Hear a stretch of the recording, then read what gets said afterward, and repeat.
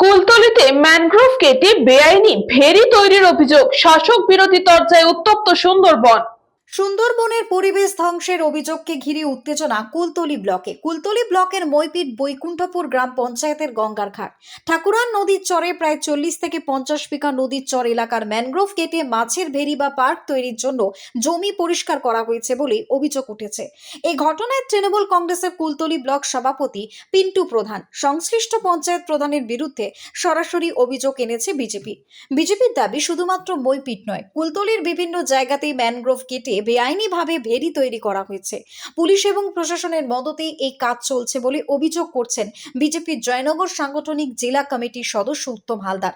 তার অভিযোগ, তৃণমূল কংগ্রেসের ব্লক সভাপতি পিন্টু প্রধান এই সমস্ত বেআইনি কাজের সঙ্গে যুক্ত এবং মদত দিচ্ছেন। এই প্রসঙ্গে কুলতলি পঞ্চায়েত সমিতির বনভূমি কর্মাধ্যক্ষ শাহাদাত শেখ জানান, বিষয়টি পঞ্চায়েত এবং বন দপ্তরের সঙ্গে কথা বলে খতিয়ে দেখা হচ্ছে। অভিযোগ প্রমাণিত হলে প্রয়োজনীয় ব্যবস্থা নেওয়া হবে বলেও আশ্বাস দিয়েছেন তিনি। অন্যদিকে সিপিএম নেতা এবং কুলতলি এরিয়া কমিটির সম্পাদক উদয় মণ্ডল অভিযোগ করেন, গোটা কুলতলি জুড়ে এই ধরনের কাজ চলছে। তার দাবি, তৃণমূল নেতারা চুরি এবং বেআইনি কাজের সঙ্গে যুক্ত এবং এর ফলেই সুন্দরবনের পরিবেশ ধ্বংস হচ্ছে। এই ঘটনায় যুক্তদের অবিলম্বে গ্রেপ্তারের দাবি জানিয়েছেন তিনি। এলাকার বাসিন্দা গোষ্ঠ মণ্ডলের অভিযোগ, ক্ষমতাসীনদের মদতেই কি এই কাজ হয়েছে। নাম প্রকাশে অনিচ্ছুক আরেক বাসিন্দাও একই অভিযোগ করে বলেন, এই ঘটনার প্রতিবাদ করলে হেনস্থার শিকার হতে হবে। এই আশঙ্কায় বহু মানুষই চুপ করে রয়েছেন। ম্যানগ্রোভ ধ্বংসের এই অভিযোগ ঘিরে রাজনৈতিক তরজাও তুঙ্গে, আর প্রশ্নের মুখে সুন্দরবনের পরিবেশ সুরক্ষা। একটা পার্টি থেকে সিদ্ধান্ত করেছে এটা একটা হচ্ছে গিয়ে পার্ক করার জন্য, তার জন্য এটা ঘিরেছে। কিন্তু বহু গাছ কাটা হয়েছে। এখন আপাতত বর্তমান যে এখানে হচ্ছে গিয়ে ক্ষমতায় আছে সেই ঘিরেছে না, এখানে কেউ প্রতিবাদ করলেই তার বিরুদ্ধে হচ্ছে গিয়ে মানে একটা ইয়ে হবে। ম্যানগ্রোভ প্রতিবারই কাটা হচ্ছে, আর সেখানে ধ্বংস হচ্ছে পরিবেশ। তৃণমূলের নেতা ব্লক সভাপতি পিন্টু প্রধানের বাড়ির পাশে গঙ্গার ঘাট ঠাকুরান নদী, সেখানেও 50 বিঘের উপরে জায়গা, সেখানে নদীর চড়া, সেখানে ম্যানগ্রোভ কেটে সেখানে ফিশারি বানানো হচ্ছে। তৃণমূলের নেতা হবে, সেখানে ফিশারি হবে না। তৃণমূলের নেতা হবে, সেখানে বিক্রি করবে না, ম্যানগ্রোভ বিক্রি করবে না। তৃণমূলের নেতা হবে, সেখানে হচ্ছে গিয়ে তার দখলে হচ্ছে গিয়ে ম্যানগ্রোভ কেটে প্লট পরে বিক্রি করবে না। হয় নাকি?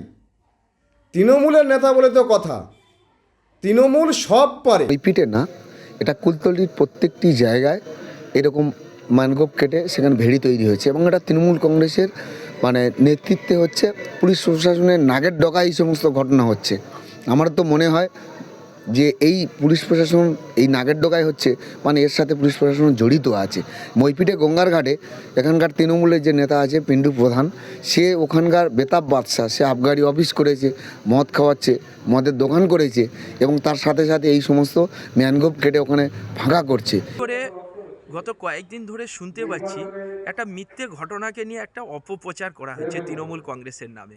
দীর্ঘ স্বাধীনতার পর কুলতলির যে উন্নয়নের আলো দেখিয়েছে, বিশেষ করে গঙ্গার ঘাট একটা পর্যটন কেন্দ্র, সেই পর্যটন কেন্দ্রে একটা নতুন জেটি ঘাট হবে। 2 বছর আগে থেকে একটা মাটি কাটা হয়ে পড়েছিল, সেটাকে ভিডিও করে এমন করছে যে ব্লক সভাপতি তৃণমূল কংগ্রেসের নেতৃত্বে এইসব ম্যানগ্রোভ কাটা হচ্ছে। এসব ভিত্তিহীন সিপিএম বিজেপি এরা একত্রিত হয়ে চক্রান্ত করছে।